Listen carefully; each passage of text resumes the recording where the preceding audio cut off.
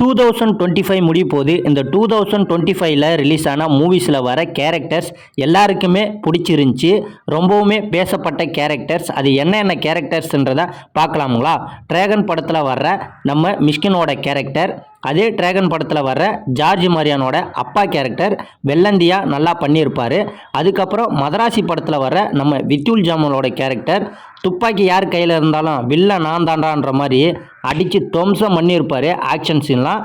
அதுக்கப்புறம் டியூட் படத்தில் வர நம்ம சரத்குமாரோட கேரக்டர் ஃபன்னாகவும் சரி வில்லனிசமாகவும் சரி நல்லா பண்ணியிருப்பார். அடுத்து பைசன் படத்தில் வர்ற நம்ம பசுபதியோட கேரக்டர் அப்பாவாகவே வாழ்ந்திருப்பார். அதுக்கப்புறம் டூரிஸ்ட் ஃபேமிலியில் வர்ற நம்ம சசிகுமாரோட கேரக்டர். டூரிஸ்ட் ஃபேமிலியில் பார்த்தீங்கன்னா அந்த ஃபேமிலியில் வர 4 கேரக்டருமே எனக்கு ரொம்ப பிடிச்சிருந்துச்சி. அதுலேயும் அந்த முக்கியமாக அந்த ஒரு சின்ன பையன் நடிச்சிருப்பான் பாரு, அது நல்லாவே இருந்துச்சு, நல்லா ஃபன்னாக இருந்துச்சு. அதுக்கப்புறம் பார்த்தீங்கன்னா 11 படத்தில் வர்ற நம்ம நவீன் சந்திராவோட கேரக்டர், ஹீரோவாகவும் இவர் தான் நடிச்சிருப்பார், வில்லனாகவும் இவர் தான் நடிச்சிருப்பார். ஃப்ளாஷ்பேக்கில் வர அந்த குட்டி 2 ட்வின்ஸ் பசங்க இருப்பாங்க பாருங்கள், அதெல்லாம் சொல்கிறதுக்கு வார்த்தையே இல்லை, அந்த மாதிரி இருந்துச்சு. அதுக்கப்புறம் மார்கன் படத்தில் வர அஜய் தேவகனோட கேரக்டர், இந்த கேரக்டரெல்லாம் நானா இருந்திருக்கக்கூடாதா அப்படின்னு எனக்கே தோணுச்சு.